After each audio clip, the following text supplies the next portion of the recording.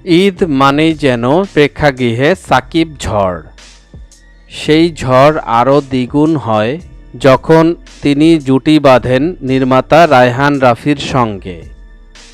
গত বছরই তুফান দিয়ে দেশের সিনেমার বাজারে তুফান তুলেছিলেন ঢালিউড মেগাস্টার সাকিব খান ও এই সময়ের জনপ্রিয় পরিচালক রায়হান রাফি।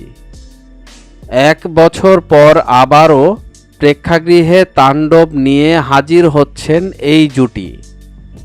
যেই সিনেমা ঘিরে ভক্তদেরও উত্তেজনার কমতি নেই। চারিদিকে শোনা যাচ্ছে নানা গুঞ্জন। বিশেষ করে সাকিব খানের সঙ্গে পর্দায় আরও কে স্ক্রিন শেয়ার করবে, সেসব নিয়ে চলছে বিস্তর আলোচনা।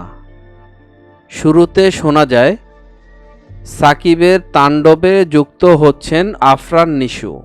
এরপর শোনা গেল নিশু নয় বরং সিয়াম আহমেদকে দেখা যাবে পর্দায় স্ক্রিন শেয়ার করতে। এরই মধ্যে খবর রটে নিশুর একটি ক্যামিওর জন্য রাফির ওপরে নাখোশ হয়েছেন সাকিব, যে কারণে শুটিংয়েও অংশ নেননি তিনি। এসব নানা গুজবের মধ্যে ভক্তদের উদ্দেশ্যে সাকিব খানকে পাশে নিয়ে একটি বার্তা দিলেন নির্মাতা। বললেন গুজব থেকে 1000 হাত দূরে থাকতে। এরপর সমালোচকদের উদ্দেশ্যে নির্মাতা লিখেন, চিলে কান নিয়ে গেছে ভাবলে চলবে না, তার আগে কান স্পর্শ করে দেখতে হবে আদৌ চিলে কান নিয়ে গেছে কিনা। গুজব থেকে 1000 হাত দূরে থাকুন।